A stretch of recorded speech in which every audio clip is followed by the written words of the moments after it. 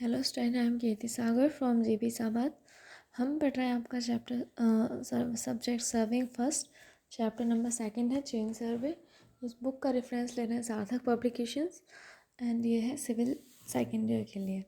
तो देखिए, आप डायरेक्ट मेथड तो पढ़ चुके हैं चेनिंग का। अब आप इनडायरेक्ट मेथड देखिए क्या होता है। निम्न प्रकार की होती है। फर्स्ट होता है एंगुलर मेथड। इसमें क्या होता है, इस विधि में कोण मापी का प्रयोग किया जाता है। क्षैतिज दूरी d = L cos थीटा द्वारा ज्ञात करते हैं। कोण मापन के लिए हम एवनी लेवल क्लिनोमीटर या थियोडोलाइट का यूज़ करते हैं। क्षैतिज दूरी का पता लगाने के लिए ढालू दूरी L को cos थीटा से गुणा कर देते हैं। फिर आता है कर्णवर्ती विधि, हाइपोटेंशियल अलाउंस मेथड। ये थोड़ा इम्पोर्टेंट है। इस विधि में प्रत्येक सरीप दूरी को क्षेत्र में नाप के समय ही संशोधित कर लेते हैं। कर्णवर्ती विधि को देखिए डायग्राम द्वारा समझिए। मानक ढालू धरातल पर OM दूरी क्षैतिज धरातल पर ON के बराबर है। जो आपको ON दिख रहा है ना, ये माना OM के बराबर है, मान लेते हैं ये। एक ज़रीब ज़मीन के ढालू होने के कारण MM' दूरी अधिक नापी गई है। ये वाली कौन सी डिस्टेंस है, एक ज़रीब है। OM and ON = 1 chain. लेकिन क्या है, ढालू भूमि है तो MM' distance, MM distance, MM' distance जो है, ये जो इनके बीच में दिख रही है, ये ज़्यादा नापी गई है। क्यों? क्योंकि जो ज़मीन है वो ढालू है। यदि OM से MM' घटा दी जाए तो शुद्ध क्षैतिज माप प्राप्त हो जाएगी। OM से अगर MM' हम घटा दें तो हमें पूरी दूरी पता चल जाएगी। ये दूरी MM' ही कर्णवर्ती विधि है। अतः माप ढालू करते समय यदि एक ज़रीब दूरी नापकर सुआ M पर ना लगाकर इसके कुछ आगे M पर गाड़ दें, इस प्रकार ढालू माप स्वतः ही क्षैतिज माप बनती जाती है। इस बढ़ी हुई दूरी का माप निम्न प्रकार निकाला जा सकता है। फर्स्ट क्या है, माना ढालू जमीन का कोण क्या है, OM इक्वल क्या है, ON = sec थीटा। त्रिभुज MNO में क्या है, OM/ON, ये जो आपको दिख रहा है sec थीटा। OM इक्वल क्या हो जाएगा, ON sec थीटा। ये वैल्यू आपको याद रखनी है। OM इक्वल क्या हो जाएगा, ON sec थीटा। फिर क्या है,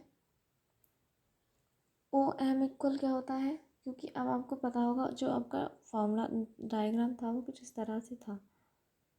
ये था, ये आपका N था, ये आपका O था, ये आपका M था, और यहाँ से कि इस तरह से डिस्टेंस जा रही थी, ये ये M' था। तो OM क्या है, ये वाला OM है। OM इक्वल क्या होगा, OM' + MM'। तो यहाँ से इस हो गया OM = OM' + MM'। अब ये OM का मान क्या करेंगे, समीकरण 1 में रखने पर, जब ये वाला मान समीकरण 1 में रखते हैं तो क्या होता है, OM की जगह क्या रख देंगे हम, OM' + MM'। जब रखा तो OM' + MM' = ON sec theta.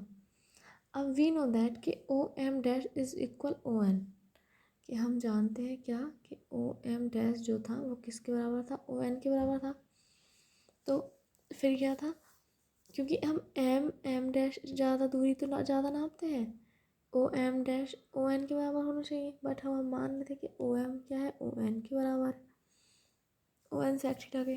तो इसलिए फिर क्या करते हैं, अब हमें पता है OM' = ON = 1 चेन डिस्टेंस, मतलब एक जरीब दूरी के बराबर है।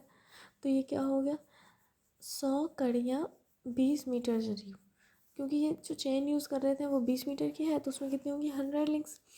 तो MM' = 100 sec theta -100।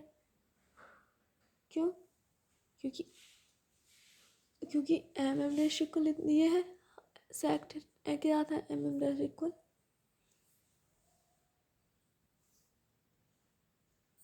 ON sec theta minus OM'। ON कितना है, 100, और OM' इक्वल भी 100 है। तो यहाँ से क्या आ जाएगा, MM' निकल कर आ जाएगा कितना, 100 sec थीटा माइनस 1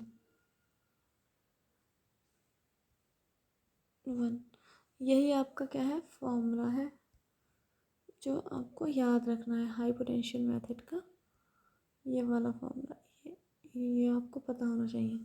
अच्छा, ये जो 100 दिख रहा है ये आपका चेन के हिसाब से चेंज होगा। अगर आपकी 30 मीटर चेन है तो आपका ये 100 कितना हो जाएगा, 150, क्योंकि यहाँ पे लिंक्स की बात कर रहा है ना। तो ये 20 मीटर चेन के लिए ये फॉर्मूला है। फिर आता है आपका सामान्य तल में अंतर माप कर।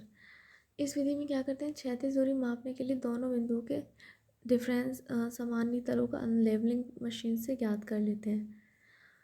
माना डी इक्वल क्या है, क्षैतिज दूरी है, एच इक्वल क्या है, सामान्य तलों का अंतर, हाँ वर्टिकल लेवल में क्या डिफरेंस है, एल ढाल दूरी है, तो डी इक्वल फॉर्मूला क्या हो जाएगा, √L² प्लस H²। एक फॉर्मूला देखते हैं।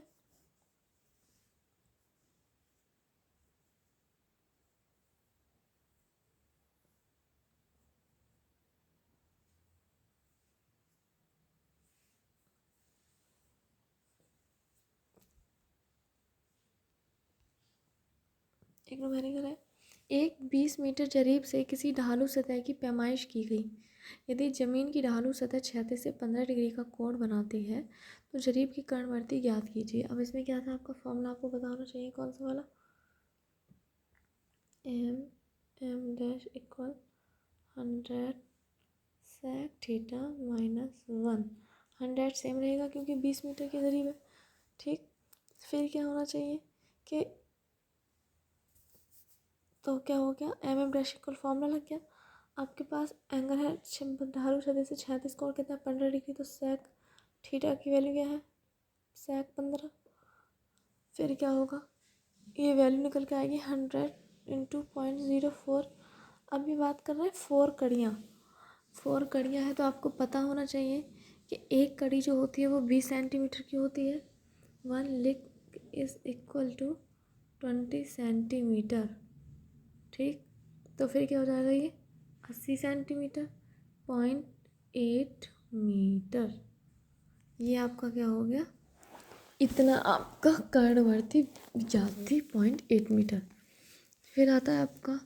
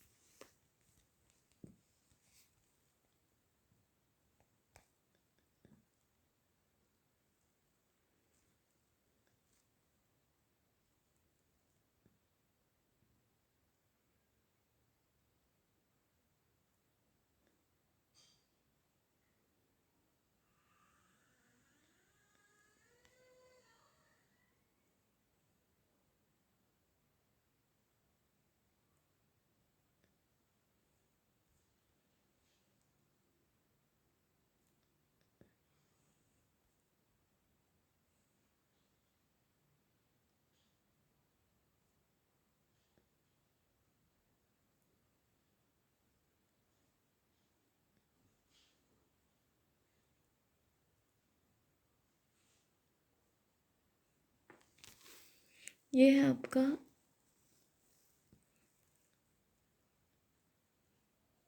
ये वाला न्यूमेरिकल अवॉइड कीजिए, दूसरा न्यूमेरिकल करवाएंगे आपको।